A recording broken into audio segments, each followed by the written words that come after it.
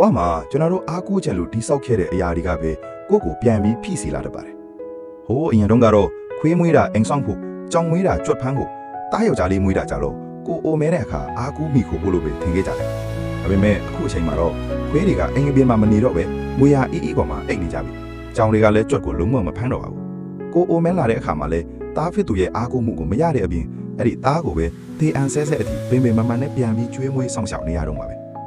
ဘဝဆိုတာလေဒီလိုပါပဲလက်ဆက်တဲ့အစားအစာတွေစားရအောင်ဆိုပြီးရေခဲတရာဝဲလိုက်တယ်ဒါပေမဲ့လက်တွေမှာတော့နေ့တိုင်းလက်ကြံဟင်းဟောင်းတွေကိုပဲပြန်နှွေးစားနေရတယ်နားခိုစရာအိမ်လေးတစ်လုံးရှိချင်လို့ဆိုပြီးအိမ်ဝယ်လိုက်တယ်ဒါပေမဲ့ဝယ်ပြီးတာနဲ့အဲ့ဒီအိမ်ဘိုးအကျွေးဆက်ဖို့အတွက်နေရာအနှံ့ရှော့သွားပြီးအလုပ်လုပ်နေပြန်ရောဘဝရဲ့ဖိအားတွေကိုအတူတူဝေမျှရင်ဆိုင်ဖို့ဆိုပြီးအိမ်တောင်ပြုတ်လိုက်တယ်ဒါပေမဲ့ဘဝရဲ့ဖိအားများဆုံးဟာအဲ့ဒီအိမ်တောင်ပြုတ်ခြင်းကနေပဲစပြီးရောက်လာခဲ့မှဘယ်သူကတည်ပါလဲမျောလင်းချက်တွေမြင်မာလေးလေးလက်တွေ့ဘဝရဲ့ရိုက်ခတ်မှုကပိုပြင်းထန်